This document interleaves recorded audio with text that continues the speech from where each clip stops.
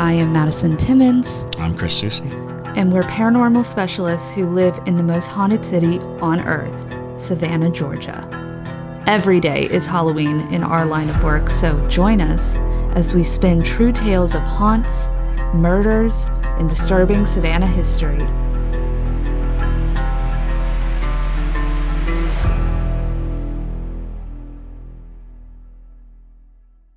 I'm Madison. I'm Chris. And welcome to the most haunted city on earth. Hello, and welcome back to another episode of the most haunted city on earth. My name is Madison Timmons. I'm Chris Soucy. And I'm JT Timmons. Oh, shoot, I almost trampled right over you. What the heck? It's weird. Well, you're not there. Yeah, you're not there, so I'm not looking at you. And here we are. We're here. It's early, and we're talking about ghosts. He's here. He's just behind all his tech gadgets now. Yeah, it's gonna start getting more and more technical, y'all. Tech. Yes. I was just telling Chris we got a good part of the new Blackmagic studio. So live streams are going to start looking just sexy and sexier than they already have been. And it's going to be wicked. We're going to be doing some more public live streams, some more Parajunkie live streams. So it's going to be awesome. People love the live streams. So. Yep. All right, Madison, what we got? So we have Ghostmail first and foremost for today. But before we get into all of our spooky mail, we are going to do a little bit of announcements. So JT, tell us about our new Parajunkies. Yeah, for sure. I would love to thank our new Parajunkies. I would love to thank Melissa May Thayer, Laura Bennett, Lisa Herrera, Michaela Gowans, Laura Swink, Naomi Beckerink, Shannon Smith, and Riley. Thank y'all so much for becoming Parajunkies. We're excited to get you all the cool stuff, all the exclusive stuff, and zero ads always. And what a time to be a Parajunkie, especially if you like Hawaii. Woo. You're not going to Hawaii, but I was like, well, what do we have for them? I know, you got to allude to it like that. You're not going to Hawaii. Well, I mean, on your own you can, absolutely. You can, yeah. There's nothing stopping you from buying a ticket. But not today. But... Not today. We are not giving away trips to Hawaii. No paradise for you. But if you want to go virtually, we are going to be doing a lot of exclusive content over in Hawaii because JT and I are going to be there. Yep. As of when this episode is airing, we will be on a... 1 week. No. This will be 1 week from when we go to Hawaii. Okay. Yes. We will be 1 week out from when we go to Hawaii. We're front loading all of our episodes, so I'm trying to think of when all of this is going to go up because dates are confusing. But so we will be in Hawaii celebrating my sister graduating college. So woohoo, yay, very fun, very feisty. Go Rissy, go Florida State. Yes. Go Nobles. So because of that, we can't go to Hawaii without going to see the haunted locations. Spooky. Absolutely. Mm-hmm. Which does lead us into, we are going to tell some of the stories of what people on Patreon are going to be seeing and live streaming and all that. Yes. So that is introducing this upcoming series that we're doing, which is Halloween. Yay. And, some nice dad jokes for you there. So we're going to be telling all of the Hawaiian fun, spooky stories and lore and all that. So we've got everything from demon corpse-eating cats to night marchers to weird murders happening in this one road area. Oh, right, yeah. Yeah, so we've got a lot of stuff to talk about. So that'll be a 5-episode series. Small islands, big ghosts. Lots of them. Deeply haunted. Yeah, we had no idea. We were reading about it, doing our research and stuff, and we're like, Halloween. Hawaii is insanely haunted. Oh, yeah. Insanely absolutely. haunted. Well, you see, it was like, it was one of those things that I knew it was spiritual. I knew that there was a lot of folklore to it, but I didn't realize how much murder and mayhem and hauntings. Lots of murder and mayhem. Well, it's such an isolated place, and that also, creates a lot of spiritual tension, being so isolated. And then it was such a coveted place. So there was so much war. There's so much tension in that sense. So there's a lot to the whole Polynesian, array. Yes. Gives way to a lot of frightening stories. Absolutely. Yes. Yeah, and it's interesting because JT and I were reading about Hawaii's true crime and ghosts and things like that as we were driving back from the Devil's Tramping Grounds. And you see, it was one of those places that we're like, you know what? It kind of makes sense. It's the perfect place to be a serial killer because there's so many people who go there for a vacation. Right, Yeah. Transient. It's all transient. It's so transient. And lots of sharks to eat bodies. It's true. All right. So, Halloween will start this Saturday. And with a From One to Wicked episode on a very evil entity. The Kasha. And then we're gonna have a little bit of a true crime fusion episode. We're gonna have a 2-part episode. It's gonna be wild. Like, we have this thing planned out to the teeth.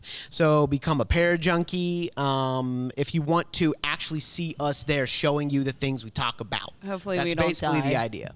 And then last announcement. Then we're gonna jump right into Ghostmail. But Friday the 14th is a very, very special day.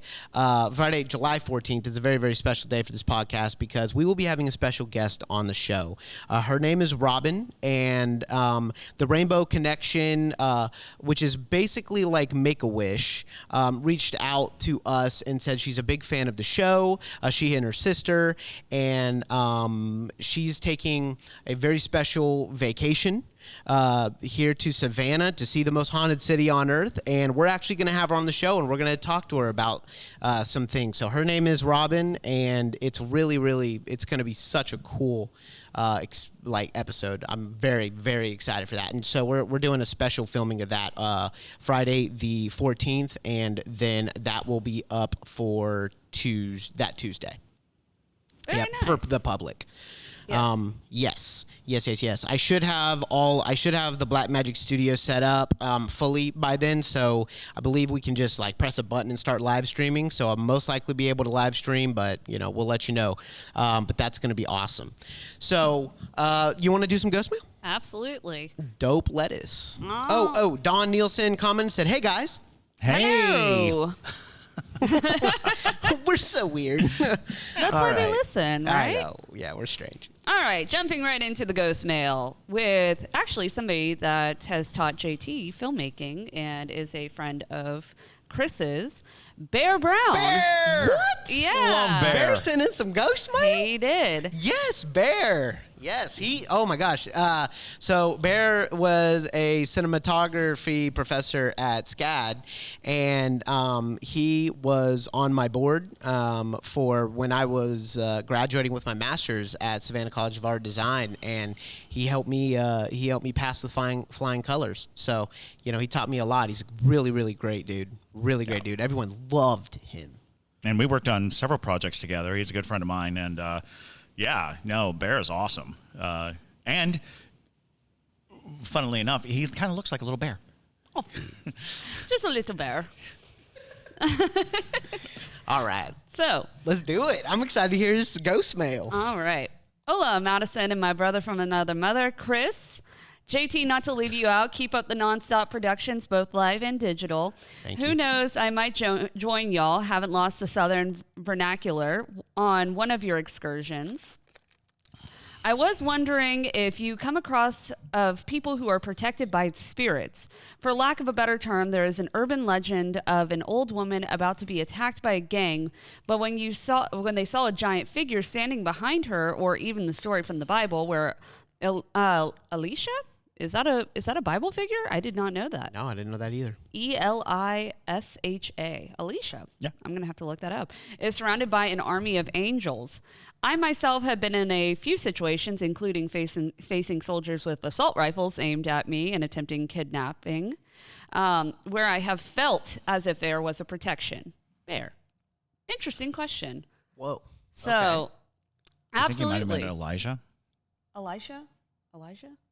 Anyway, back to protection. Yes, absolutely. And especially, it's funny that you bring up military because I think that is there are many stories in the military of that specific kind of thing. There's a famous story of a unit protected by the Mother Mary.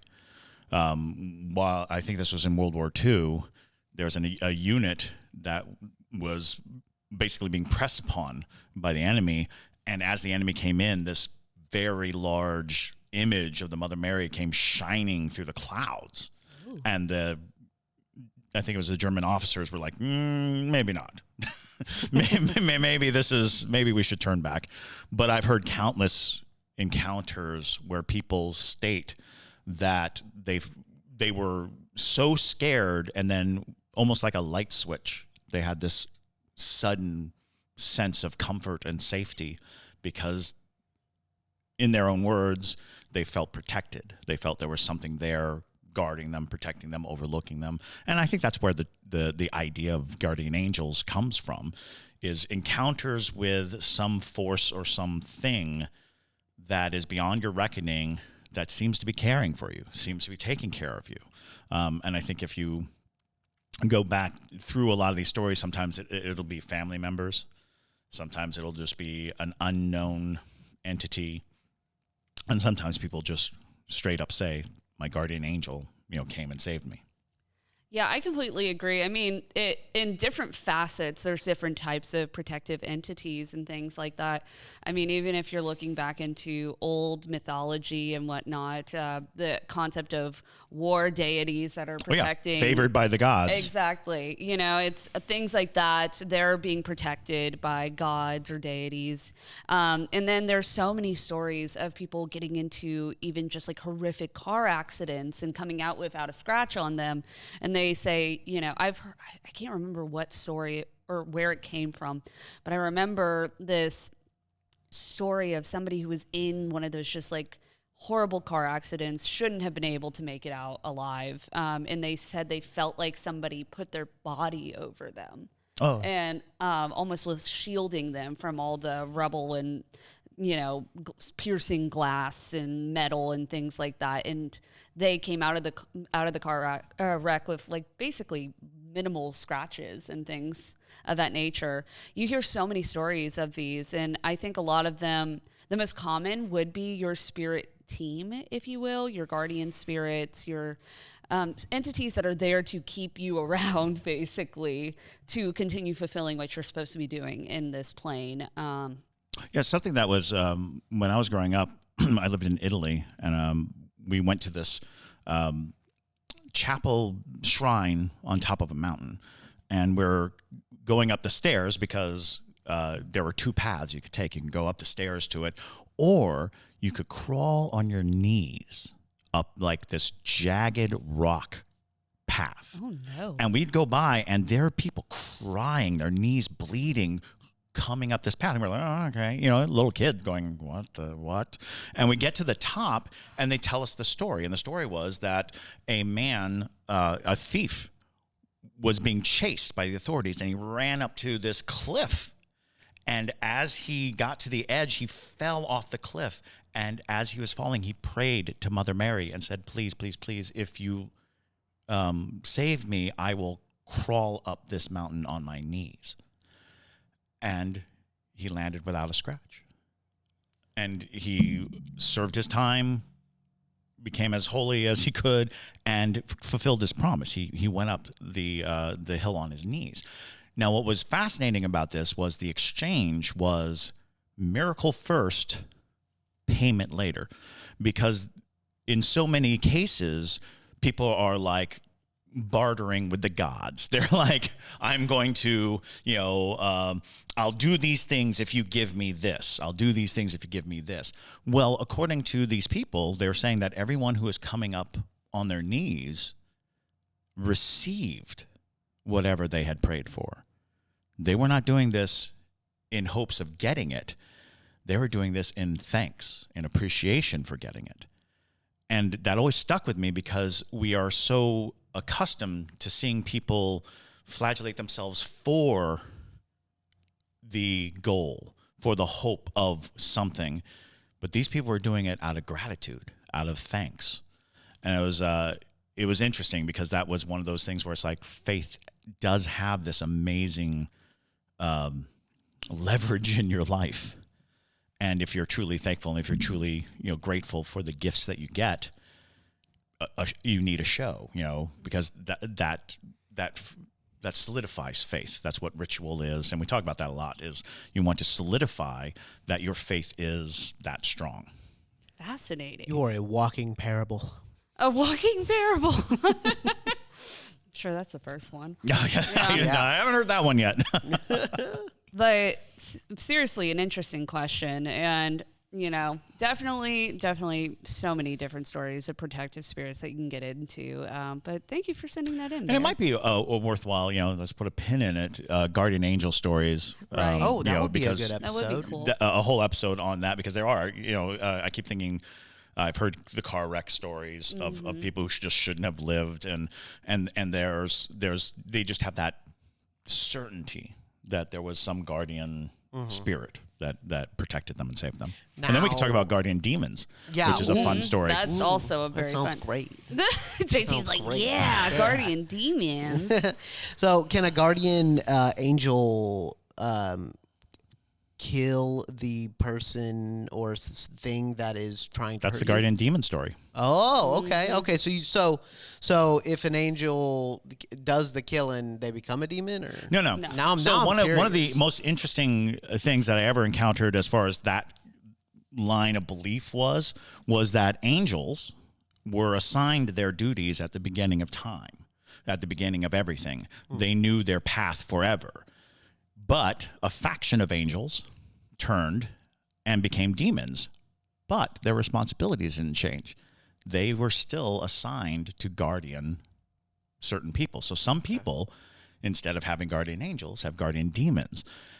And this is pure mythology, but it's such an interesting storyline, which is those are people who profit off of darkness, who end up being protected by terrible acts around them.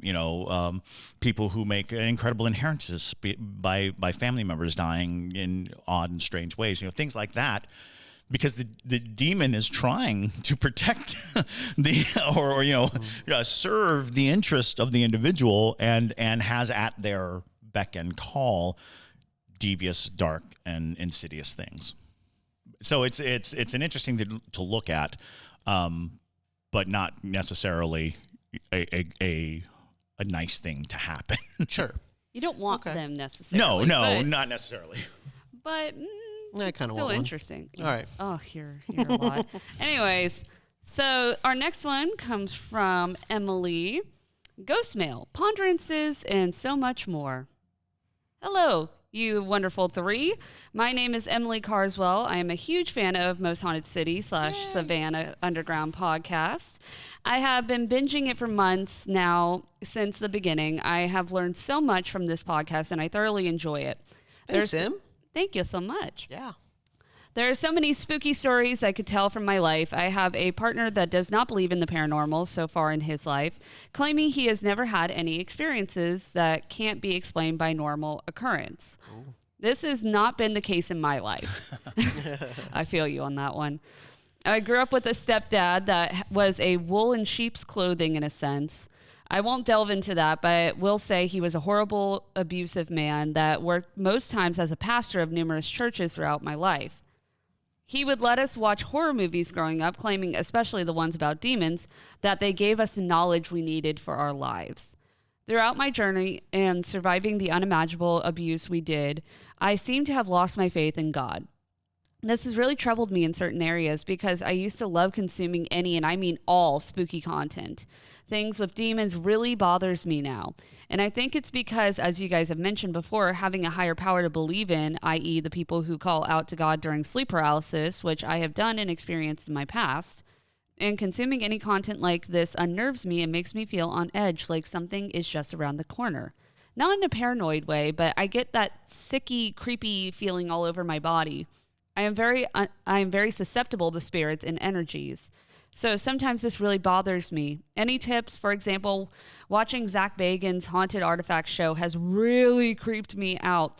And not in the fun adrenaline way, it made me feel more genuinely daunted. Just a scary story from my childhood. We lived in a parsonage, a pastor's home owned by a church for those who might not know, in Sedalia, MO. So that's Missouri? Missouri. Yeah. When I was about 11. My stepbrother, also 11, had come to visit. One summer night, we went to bed. I slept on the bottom bunk of a futon bunk bed. Adjacent to me was my brother's room. Where I lay in bed across the room was a big window. Under the window sat big bins of my sister's and I's toys. We still played with Barbies, etc. at this time. I remember vividly feeling just ungodly fear and unnerved out of nowhere. Then a small dark figure the size of a child darted out from under the windows, across my room and out the door and into my brother's room. He started to scream and saw it too. My parents came running in, of course, and we were both so scared. I had blocked the majority of my childhood, especially the teen years, out due to trauma, but I think that it was so intense that my brother and I both saw whatever the creepy figure was. Thanks for your time and for reading. Keep up the amazing work of sharing stories and truths about the paranormal. I feel like I know you all so deeply because of this podcast. I vacationed in Savannah before, and I felt so immediately connected to the city. I loved it and hope to return someday. Best wishes, Emily. Wow. Oof. That's an awesome one. That is. Yeah, that's incredible. I think at the start, we should probably say evil is a human trait. We throw the word around a lot, but it only dwells in humans. Humans are the source and the perpetrators of evil. And the irony is, it's true. When you watch a horror movie, you are preparing yourself in a lot of ways because there's safety in watching a movie. The things on the screen will not harm you, but we get to be scared and we get to feel what fear is without the threat of the thing. Having a bear maul you will teach you fear at great cost of life and limb. Watching someone get mauled by a bear on a TV show gives you the anticipatory notion of it. So when you're watching a show or when you're watching something that involves or is around scary objects or scary stories or anything like that, you can treat it as a training exercise. That's part of the reason why we like roller coasters. It's part of the reason why we like being scared in stories or telling stories that are scary. It's because it is a mechanism inside of us saying, I need to be prepared for when the terrible things happen. And in your case, terrible things happened. And now it's the reverse. You're not seeing something in preparation. You're seeing something that reminds you. Mm-hmm. And there comes a point when the balancing act of our lives is how much of the trauma that we carry are we going to continue to allow define us? And there are ways around it, of course, and there are paths through it. And I'm sorry that you went through the trauma that you did. Yeah. But the supernatural elements of our lives are oftentimes very attracted to the trauma of our lives. Trauma is a great source for them. Because, and we've talked about this before, our emotional content when we are faced with scary things, when we're faced with those entities, any emotion that we can throw at it is a very immediate connection, and it's very connective. And so I don't want to say this like in a doom bwahaha way, but there's probably something very dark attached right now because you had these traumatic events. Trauma attracts these things. So just, be aware that maybe the unease you feel is that there might be something dark around you that feeds on the communication. You indulge in watching a show about paranormal activity, you start to get that fear or that sensation in you, and it kind of awakens the environment around you. And it's always good to have a true dyed-in-the-wool skeptic around to keep you from spiraling out. So, kudos on finding a partner who is grounded, because it's very easy to quickly spiral out of control when you're feeding, what was that? What is this? What's going on? Mm-hmm. If you've ever been on a ghost hunt with a bunch of keyed up people, the slightest thing can send you into a frenzy. So it's important to know that that anchors are always good, touchstones are always good, things that are not a part of this crazy tapestry that we talk about so much are always good. Yeah. And I think it's important to note too that a lot of times when you have deep trauma that forces you to be afraid of the environment where you are living, it makes you heightenedly aware Absolutely. of things. And so I can understand why it would make you unnerved, because you said you were already sensitive to spirits and whatnot. And then when you take that now gained ability to be heightenedly just perceiving everything around you, because that was how your body and your mind were able to survive through what you've been through, it makes sense that you would be more perceptive to these things. But don't be afraid of a lot of it as well. Because at least from my experience, most of the time, they're just existing around us, and it's not necessarily out to get you. I know that's hard to unlearn, especially growing up in a deeply religious household. You're taught that anything that is supernatural a lot of times is evil, and you do not engage with it, or you need to learn how to combat it. But not everything is out to get you, I promise. So. Yeah, even these entities that we speak of evil are their goal is different than we assume it is, because we assume it's about harm, but it's really about that connection and that connectivity. They want to continue, and their goal becomes, what can I do to have this connection? Right. If it's being scary, because that's connecting us, the fear feeds me, so I'm going to keep making it scary, and they develop into darkness and develop into these dark things. And yeah, it's weird, because I always say I'm not sensitive, I'm hyper vigilant. Yeah, I'm not. So like I will actually literally see things, but it's not by an extra sense. It's by a almost guarded sense of what's going on. So my perception has become so sharp to what's out of place, temperature changes and things like that, mostly because I'm scared, mostly because I'm really, really scared. And that puts me in a mindset of, what's that? What's this? What's this? What do I hear? What do I see? And so I'm not having extra perception. I'm having what's barely perceptible is more obvious to me. So I would say that it's there's no such thing as don't be afraid. Right. Like it's great advice. Don't be afraid. Yeah. It does. I'm terrified of clowns. So you put a clown in front of me, I'm going to inside be like, "Ah!" And everybody's like, well, don't be afraid. It's just a guy in makeup. I'm like, I know that.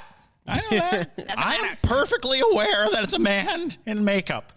It doesn't change anything. I have an irrational fear of it. And so it's not a switch that you turn on and off, but it's good to rationalize. It's good to have that, you can, in the back of your head, be going, don't be afraid, don't be afraid, don't be afraid.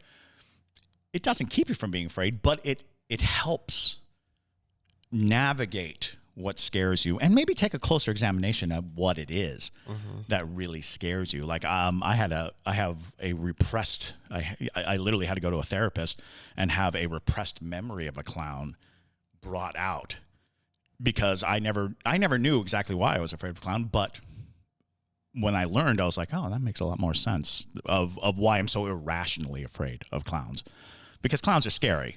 If you're afraid of clowns, that's natural, but I had an irrational fear. And once that came out, I was much more pliable to it. I understood it a little better. True. I think, too, we make a lot of missteps with faith, because religion is a structure by which we understand the divine. And that's why there's so many different, because there's so many different interpretations and so many different ways to interpret the divine. And if the interpretation of the divine was the source of the abuse, then the corruption happened in its foundation of that interpretation. But it doesn't affect the divine. The divine doesn't change. So there's that Emily Dickinson poem, which is, I go to church in my backyard. I go to church outside. You know, she doesn't go to a building. She doesn't go to a place. She doesn't rely on someone else's interpretation. Even the Bible itself has been translated and interpreted, and huge swaths of it have been removed for, manipulation purposes, so that the faiths themselves can fall into line with a very narrow sight. So organized religion can become very distasteful if you don't have that sense of community, that sense of safety, because that's what I think a church should be. A church should be a gathering of people like-minded, supporting each other in a faith. Sometimes that doesn't happen, or sometimes within that structure, terrible things happen. So bypass the church, bypass the because you're probably sitting, and a lot of people do, sit in a world of spiritual knowledge. They understand that there's a spiritual world around them, but they feel forsaken by the organizations that were supposed to guide them through it. So it's important to acknowledge, however you want to, these powers or these things. It's important to acknowledge what you can sense and what is beyond you. But you don't have to adhere to any particular interpretation. And there's lots of great and wonderful philosophies and religions that you can explore, lots of expressions of faith. Any act of creation is a divine act. So, if you want to write things, if you want to create things, if you want to tell stories, make music, do anything that brings something into the world that wasn't there before, that's a divine act. So be a part of a ready-made and continual thing, because that's such a tough question. Yeah, it is. That when you feel the loss of your faith, quote unquote faith, because we tend to believe faith is only applicable in regards to church or in God, or we tend to only believe or think that faith means something in those terms. But faith can be very localized and very personal, and it does not have to be something that you share with everyone. Not everyone has to agree. Your personal faith is your faith. And we have seen time and time again that there are organizations that faith becomes this overwhelming power for good and evil and bad. I agree. But you'll tend to believe that when a group of people get together and they organize themselves in a way to administer their faith, great successes come to those people. And that is a part of how faith works. Sure. That's why any form of witchcraft, any form of druidry, any form of alchemy, any form of that is based on faith, how it works is the faith. And then you try to create rituals that prove to the self and the powers that be that you are dedicated and devoted to the idea. So I'm thinking that we've gotten so far off of the story. Yeah, I know. But thank you for sending in. And if you have other stories, please share. Yeah, for sure. All righty. Let's jump on into the next one. Thanks, Emily. Yes. Next one is from Joseph. Echoes of People. Ooh. Hello, my name is Joseph. I live in San Antonio, Texas. So this has happened to my brother and I and my nephew. First time was when I was about 6 and my brother was 16. We were at my aunt's house, which we definitely knew it was haunted due to other events that happened there. But my mom and aunt weren't home at all. They had gone shopping and they had said they were going to bring back food. Well, clear as day, my brother and I, and even the dog swear we heard the garage door open, then the door open, and we were hearing my mom and aunt's voice clear as day talking. Me as a kid, I go running to say hi, but I don't see anyone in the garage, and the garage is closed. My brother ends up calling my mom, and she says they're in line for the food, and they'll be back in 15 minutes. That was the first time. The second time happened years later when I was about 16. I'm also with my brother and nephew, and we were playing games in the upstairs den at my parents' house, which I've never noticed any activity, and we saw the house get built, and it was forested before. And my mom had gone to the store. Well, clear as day, we all hear her voice, even the dog, asking to help with groceries. So we all go downstairs and see nothing in the garage, and the door is closed. No one was there. I call my mom, and she says she's still buying stuff. The third time just happened recently, and this was at my brother's house now. And this time, my sister-in-law, my nephew, and my brother and I were all downstairs watching a movie when we hear clearly my sister-in-law's voice calling my nephew upstairs. And my nephew asks his mom if she called him. She didn't hear or say anything, but my brother, nephew, and I heard her voice calling him upstairs. These aren't regular events that have happened years between, but I don't know what it is, these echoes of people that are still alive, and when I go investigate, nothing. Sorry, this is a bit messy. I'm writing this at 3 a.m. in the parking lot of work. Thanks. Well, so would that be clairaudience? That sounds like a mimic to me. It sounds like somebody's Lord. got a... No? Oh. Really? I don't think so. And I only say that because of the direct interactions that are happening in between. What I think is a temporal bubble. I think you're having a type of clairaudience where, and specifically, I think it might be you specifically, have a bubble around you which perceives things about 15 minutes before they happen. Ooh. Interesting. And I say that because of the nature of it, because like mimics oftentimes have that same quality, but almost every occasion here is something that might have happened in about 15 minutes. You know, you have like a 15-minute window, because like the first time it's like, oh, interesting. Second time was like, again, it was, she would have come home. She would have asked you to do this. And then again, calling out, and that it has an effect on anything around you is why I'm calling it a bubble. What's interesting is I have heard this before. What happens is you hear something that's about to happen, and then you interrupt it, and it doesn't happen. For instance, your aunt calls your nephew. Then you say, hey, were you going to call?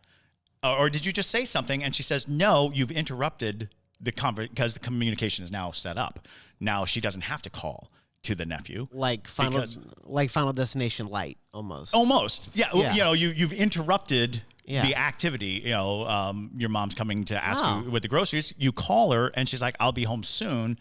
She has had the communication with you. She doesn't have to say, help me with the groceries, because you now have a communication saying she'll be home soon, or she'll be home in 15 minutes. That kind of thing. And the only reason I know this is because I had a friend who went through something like this. He talked about it all the time, is that he would hear these things, but they weren't out of the ordinary, because usually, like a mimic is trying to get you to come to you. Right. It's trying to entice you into something. Hey, come down here. Hey, I need this. Hey, come down here. And you get this sensation of unease. You know, you almost always recognize a mimic as, I heard it, and then something inside me said, oh no, that's not it. I usually equate an unease with your very primitive fight or flight sensation being triggered by the fact that that's not right. You know, because you always hear this one, like where they'll see someone that they know, and then as they're walking towards them, they're like, oh, wait a minute. You know, you know, the doppelganger situation. But I think this kind of thing, and I the temporal bubble, I totally made up with my friend because I was trying to explain to him. Sure. I don't think, because he thought he was haunted. He thought it was ghosts, but it was always someone he knew. It was always something very, trivial. Yeah. It wasn't some big thing. It wasn't like, the car is going to, we're going off the road, save us. It was always something very casual. And it was oftentimes like his father announcing that he's home. And it would be like 20 minutes before he showed up. And he was like, am I psychic? Am I, will I be able to like get lottery tickets? I was like, I don't think that's how that works. I just think that you have this ability, as unhelpful as it is, to randomly hear 20 minutes in the future, and it's never anything important. It was never anything pressing. But I should try to email him. I haven't spoken to him in 20 plus years, but I wonder if he still has it. Yeah, you should. If he's still having these instances. So it's kind of like a mashup of like I was gonna ask you though. Yeah, it's like claircognizance. Yeah. I was gonna ask you, Madison, why'd you think mimic at first? Well, because that's what I thought. So the reason why I think mimic is anytime I hear, like something in the distance, replicating a voice or replicating somebody around you, especially because it seems like your family hangs out a lot together. If somebody's got an entity that's more of a mimic type entity attached to them, they're going to perceive all the other people that are around you constantly and utilize that. That's why I brought that up. Makes sense. Yeah. And that makes perfect sense. And I would go with mimic too, but there are a lot of elements like the garage door opening, the door opening, the sensation of all the knowledgeable things that would happen if somebody came in. Because mimics are very sneaky too. They are. It's often isolated and quiet, and it's oftentimes, the classic 2-sentence horror story, right? My mom called me downstairs, and as I was headed down, she opens the bedroom door and says, "Don't go down there." There wasn't, or I heard it too. I heard it too. That I heard it too moment. Oh yeah, that is classic mimic action. But I think the garage door opening, the door opening and closing, all these things. I don't think mimics go through that much trouble. Oftentimes it's just the voice, and in rare occasions it is the vision. However, mimic is solid. It's a solid thing that it could be. I'm going with temporal bubble. I like that theory. I've never even heard of that being a possibility of, sure. I think it is just a mixture of claircognizance and clairaudience. I think it's definitely in that realm, but it's so funnily odd. Odd. It's just bizarre and I would imagine annoying. So sure. I want to just read a couple of the comments here. Melissa Thayer says, I always forget. Oh, no, not that one.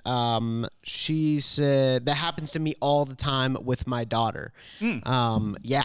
So, and then Don Nielsen said, I love Chris's brain and how he's so knowledgeable. I've learned so much from just listening to him. Oh, thank you. And EO Serenity says, that is definitely creepy. It is creepy. It is creepy. This Absolutely. is fascinating. Definitely makes sense. Mm-hmm. Yeah. Hashtag temporal bubbles. Hashtag temporal bubble. Well, and it's just interesting too because of the fact that I don't know, but the theory you're going off of, would they be almost like a transmuter or something? I think so. Okay. Yeah. So what a transmuter is basically the logic that somebody who just is able to take out energy from around them or bring it into them. So it's almost like you as a person are putting it onto your family members to also experience it. And I guess the dog as well. But I guess that's why I always say a bubble. Like it affects an area around you so that anybody in the area will have the same thing. But since it's different people at different times, it seems like it's you that you're having this effect. And it's very interesting. And who knows, it might have great applications. We can never figure it out with my friend. Of course, we were, kids just goofing off on, well, what could it be? What's going on with you? Why do you hear that? Because he was constantly thinking that it was his dad. He always thought his dad was home like a half hour before he was home. He had the sensation that his father came through the door. So he came into the house and he would say this. He was like, it's so weird. And in his case, it was only his dad. He didn't really have it with anyone else. So it was one of those things where it's like, I think you're just seeing what's going to happen in Right. about 20 to 30 minutes. You have a 20 to 30 minute peek of the future regarding your dad getting home. Because it also didn't have anything to do with the world. It wasn't, it wasn't super handy. Yeah, sorry, no lottery tickets. And usually that's kind of the case of a lot of people who have clear cognizance. It's just information that it's like. Yeah, it's very hard to profit off of these gifts. Yeah, exactly. But thank you guys so much for sending in your stories. If you have a ghost story or a paranormal experience you'd like to send it in to us, you can send it to ghostmail at hauntedcitypodcast.com. Also, if you're looking to join us over on Patreon and become a Parajunkie for our Halloween series, you can find us over there under the Savannah Underground. But with that, though, my name is Madison Timmons. I'm Chris Susi. And stay spooky, y'all.